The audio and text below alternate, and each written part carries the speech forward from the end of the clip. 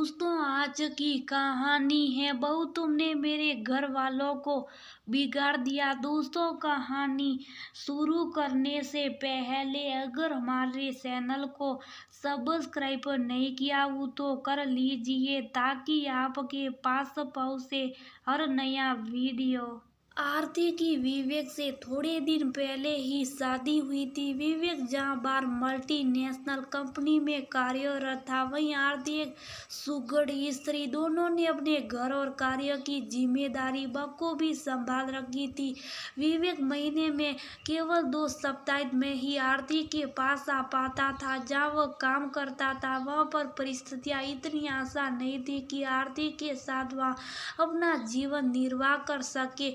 फिर घर में सभी थे आरती का ध्यान रखने के लिए। यही सोचकर विवेक आरती को अपने साथ लेकर भी नहीं जाता था। आरती भी बहुत समझदार लड़की है। विवेक की परेशानी को देखते हुए उसने भी विवेक के इस निर्णय में उसका समर्थन दिया। आरती रसोई के कामों में तो दक्ष थी ही, साथ ही वह बाजार के पाठ पूजा के साफ सफाई की सभी कार्यों में बहुत ज्ञान रखती थी।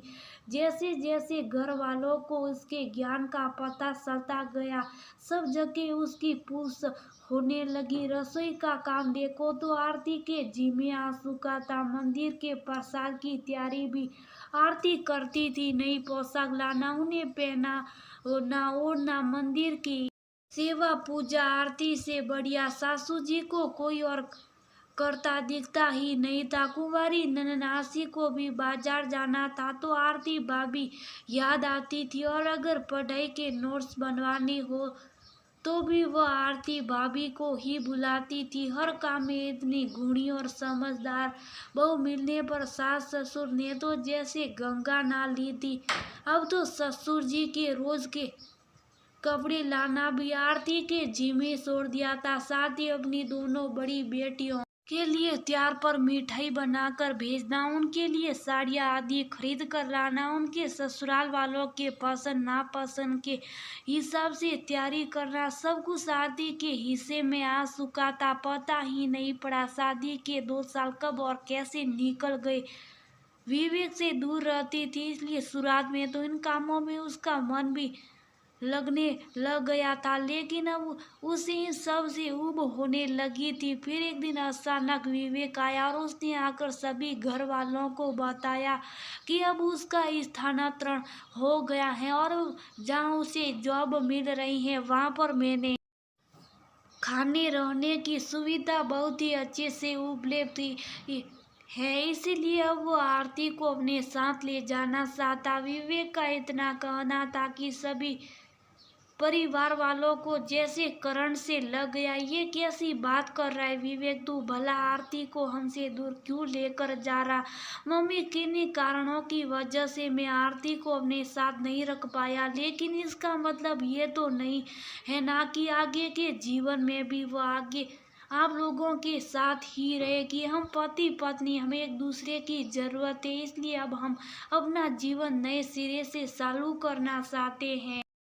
हमें आरती की आदत लग चुकी है, अब उनके बिना नहीं रह सकते। तो आप क्या कहना चाहती हैं मम्मी? वह क्या हमेशा आप लोगों के साथ ही रहेगी? वह मैं नहीं जानती, लेकिन अभी के लिए तो मैं आरती को तेरे साथ नहीं भेज सकती। त्योहारों का समय आ रहा है, मिठाइयाँ बनानी है, आशी के एग्जाम आ रहे, उसे भी नोट्स की जरूरत रहेगी। अरे तेरे पापा को तो मेरे हाथ का बना खाना तो भाता ही नहीं है। कोई माँ इतनी स्वार्थी कैसे हो सकती है? विवेक की समझ के परे था। अपना लाभ भुनाने के लिए वह आरती को अपने बेटे के साथ ही भेजना पसंद नहीं कर रही थी। इस बार तो विवेक ने ज्यादा कुछ नहीं कहा और वहां से चले गया, लेकिन आरती का मन बहुत दुखी रहने लगा। पहले के कारण तो साफ थे, लेकिन अब तो कोई कारण भी नहीं है कि विवेक के साथ नहीं रह सकती। अब उसे विवेक की याद आने लगी। रोज रात को विवेक के पास में रोने लग जाती। मेरी शादी तुमसे हुई है विवेक, कब तक इस घर में ऐसे ही अपना जीवन निकालती रहूंगी? वैसे आरती, इसमें गलती तुम्हारी भी है। क्या मतलब है तुम्हारा? शादी होकर आई हो, जब से हर काम के लिए सभी घर वालों को हाँ करती आई हो। बाजार के काम हो, चाहे रसोई के, चाहे घर के पूजा पाठ के हो, रिश्ते निभाने के हर काम में तुम्हारी हाँ करने की आदत ने तुम्हें इस परेशानी में डाला। अच्छा, मतलब एक अच्छी बहू बनी तो इसका ये फल मिल रहा है मुझे। बात वह नहीं है, अच्छी बहू का मतलब ये कभी नहीं होता कि परिवार वालों के हर हाँ में हाँ मिलाई जाए, और जो काम वह खुशी खुशी इतने सालों से करते आए वो काम भी तुम अपने जिम्मे लेकर उनके काम करने की आदत को छुड़वा दो।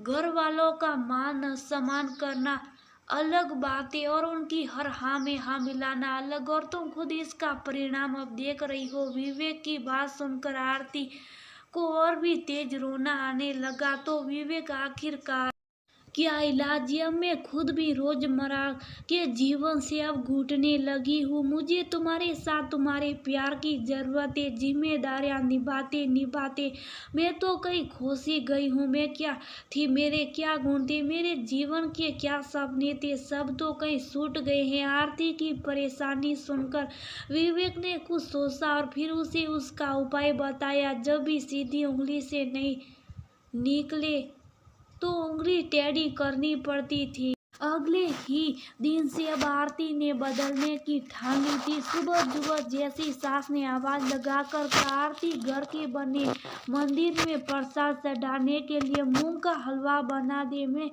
तब तक पास के मंदिर में जाकर आती हूँ। मम्मी जी, प्रसाद बनाने के लिए इतनी मेहनत करने की क्या जरूरत है? आप एक काम करिएगा, पाव भर मूंग के लड्डू ले आइएगा। भगवान को तो भोग से मतलब है, क्या फर्क पड़ता है कि घर का बने या बाहर से आए। आरती के मुंह से जवाब सुनकर सासी को बिल्कुल भी अच्छा नहीं लगा। उस समय में वहां से चली गई। तभी ससुर जी कमरे से निकल कर आए। आरती बेटा, तुम्हारे हाथ के पनीर कोफ्ते की सब्जी खाए बहुत दिन हो गए। आज दाल और मिक्स रायते के साथ में पनीर कोफ्ते की सब्जी और पूरियां भी बना देना। पापा जी, कल ही हॉस्पिटल से आपकी रिपोर्ट आई है। आपका कोलेस्ट्रॉल चढ़ा हुआ आया है। ना तो मैं पनीर कोफ्ते की सब्जी बना रही हूँ और ना ही साथ में पूरियां। दाल और रायते से या बिना घी की रोटी के साथ में खाना खाइए। आरती के कहते ही ससुर जी का मुंह उतर गया। क्या क्या कहते वो? तभी वह आरती की कुंवारी ननन आ गई। भाभी, ये देखिए, इस चैप्टर में मुझे कुछ भी समझ नहीं आ रहा। आप एक काम करें, उनको पढ़कर इसके नोट्स बना दीजिए, मेरे लिए काम इजी हो जाएगा। दीदी, लेकिन मैं इस चैप्टर में ज़्यादा कुछ नहीं समझती हूँ। भाभी, क्यों झूठ बोल रही आप? आपको क्या नहीं आता?